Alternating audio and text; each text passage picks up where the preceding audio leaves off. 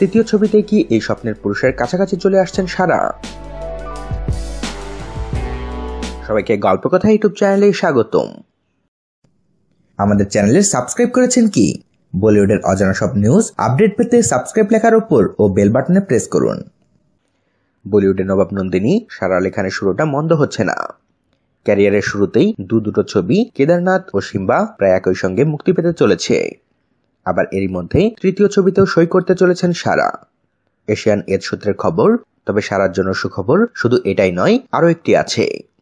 তৃতীয় ছবিতে সারার বিপরীতে কে থাকবেন জানেন? কার্তিক আরিয়ান।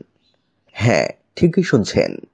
যে কার্তিক আরিয়ানকে সারার ভীষণ পছন্দ, যার সঙ্গে তিনি ডেটে যাওয়ার স্বপ্ন দেখেন, প্রেম করার স্বপ্ন দেখেন, সেই কার্তিকের সঙ্গেই এবার কাজ করতে চলেছেন সারা। বলা ভালো, সারা এবার তার স্বপ্নের পুরুষের কাছাকাছি আসতে চলেছেন। প্রসঙ্গত, বলিউডে নবাগত অভিনেতা কার্তিক আরিয়ানকে যে তার ভীষণ পছন্দ তা কিছুদিন আগে প্রকাশেই জানিয়েছিলেন সাইফ কন্যা।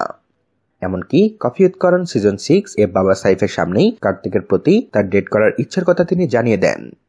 শুধু তাই নয়, কিছুদিন আগে একটি রেডিও শোয়ে কেদারনাথ এর প্রমোশনে গিয়েও সারা সঞ্চালিকাকে বলেন তার ছবি নয়, তারা যেন তার বাড়ির ঠিকানায় কার্তিকের কাছে পাঠিয়ে দেন।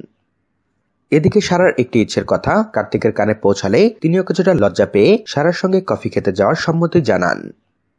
প্রসঙ্গত, কেদারনাথ মুক্তির আগেই ছবির ট্রেলার ও গান দেখেই সিনেমা প্রেমীরা সারার প্রশংসায় পঞ্চমুখ।